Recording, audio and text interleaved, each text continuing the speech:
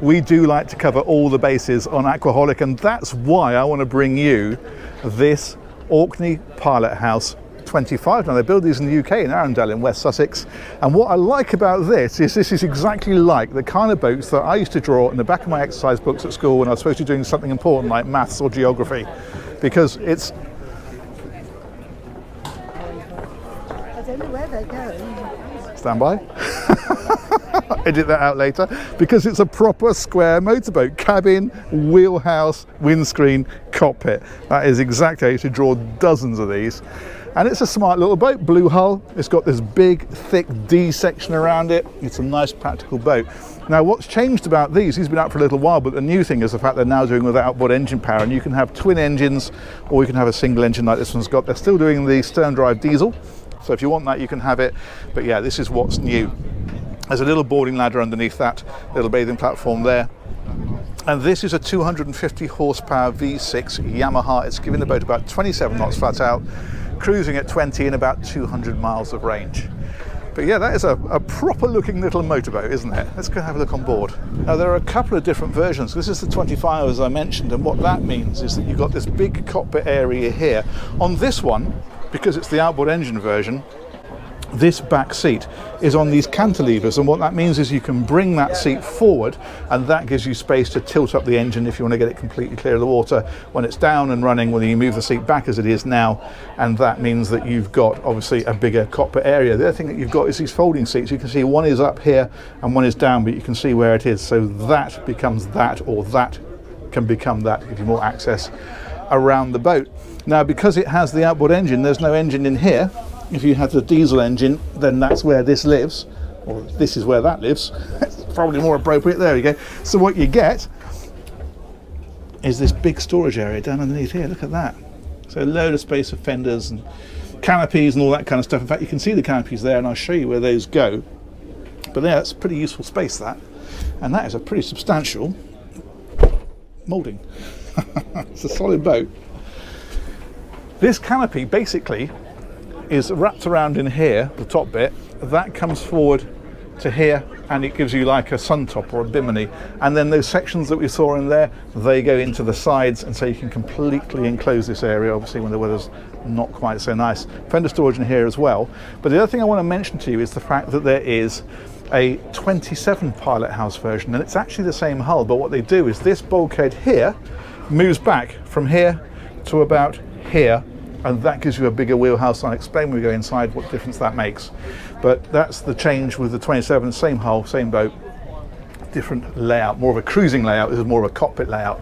So if we go in here, we've got Maggie on the co-pilot seat over on this side, we've got a double helm seat over here. We've got opening windows on this one, as you can see. This one's got the Garmin navigation, it's got the bow thruster, it's got the engine instrumentation here. It's quite a high spec on this one actually, and then all of your wipers and anchor lights and VHF radio and instruments and all that, everything is switched from there. Trim tabs on here as well, and bilge pumps. There is an opening hatch, which is indeed open, so we've got a bit more light and ventilation into here, and then this is completely open plan here. So there's a little galley area. If we go down to the lower deck,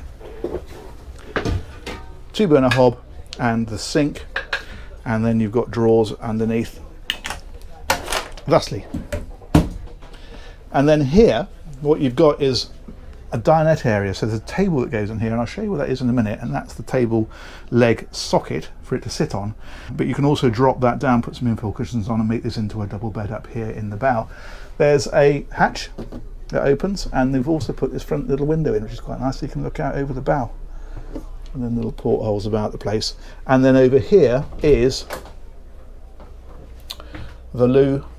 That's the table that comes out. You can see the other end of the socket, so there's a leg that goes between that and the socket on the floor, and then there's a little basin in there as well, and even a little shower. So there we go. And the last thing to show you then is underneath here, and then I'll explain the difference between this and the other version. So this is a service area. Hang on, get my finger out of there. There we are. So what you've got in here, it's interesting, they've lit it. It's rather nice actually. But down here, batteries, you can see these battery boxes, hot water clarifiers here, the holding tank for the heads is here, and the fresh water tank, seacocks, all that kind of stuff is all accessed in there. Okay, so that is the 25. The other thing to mention is that there is a fridge under the seat just there. If you go for the 27, because that bulkhead there has moved back and that has made a bigger area, they lose the galley out of here. This becomes a proper bed in here, so this becomes an actual forward cabin. And I think this is a hanging locker here, if I remember correctly. And then because this is longer, you have seating up here and you have the galley up behind, I think, this seat here. And of course that is because this becomes a proper little wheelhouse sort of saloon area then.